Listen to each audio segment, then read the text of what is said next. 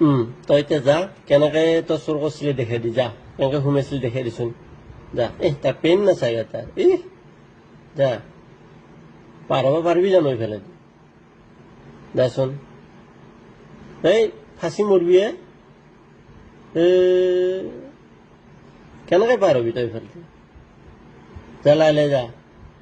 কেনেকে চুৰ কৰিছিলি দেখাই দিচোন এই মৰবি বা মস্ত মানুহে নামন ফুটে পাৰ হৈ গলি তই তাত মচান চাচোন তাৰ চাবি নৰা নেকি